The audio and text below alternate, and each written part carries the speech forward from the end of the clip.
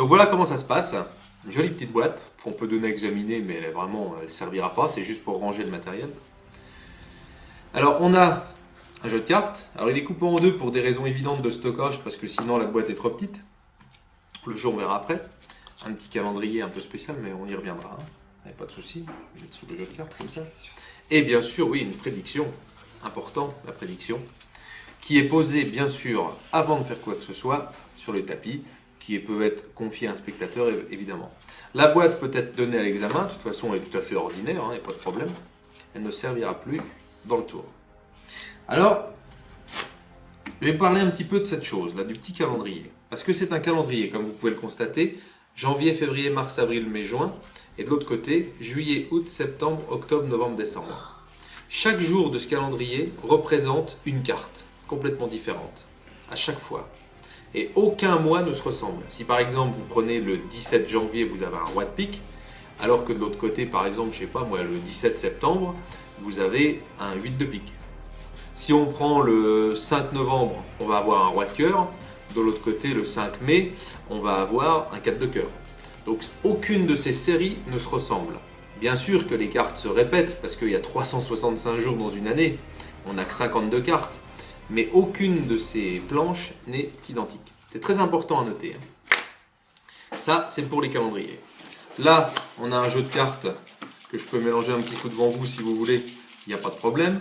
On peut couper, c'est pas un souci. On demande à un spectateur de couper le jeu à peu près à la moitié. Je le fais tout seul, mais vraiment, il coupe à peu près à la moitié.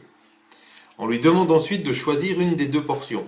Pas de forçage, il choisit vraiment la portion qu'il veut. Admettons qu'il prenne la portion de sa coupe, celle-ci. Celle-là ne servira plus. On lui demande de mélanger, ce que je fais à sa place, mais c'est ce qu'il doit faire. Mélange sa portion. Et là, on va définir, grâce à cette portion de cartes, une date précise dans le calendrier. Je demande au spectateur de compter le nombre de figures qui se trouvent dans ce bloc-là. Les figures vont déterminer le mois. Donc par exemple, on a 1, 2, 3, 4, 5 et 6 figures. 6 cartes à figures. Le mois sera donc le mois de juin. Mois de juin. Les autres mois ne serviront plus. Pour déterminer un jour dans ce mois, on va lui demander s'il préfère les rouges ou les noirs.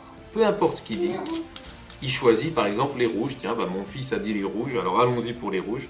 On lui demande de compter le nombre de rouges. 1, 2, 3, 4, 5, 6, 7, 8, 9, 10, 10 rouges. Ce qui correspond donc au jour numéro 10, le 10 juin, qui correspond au 5 de cœur. 5 de cœur, super. Vous vous rappelez qu'au début, il y avait une petite prédiction là. Vous vous rappelez? Ouais. On fait ouvrir au spectateur. On sort une carte. Juste une carte. Rien de spécial dedans. Et évidemment, 5 de cœur. Merci beaucoup.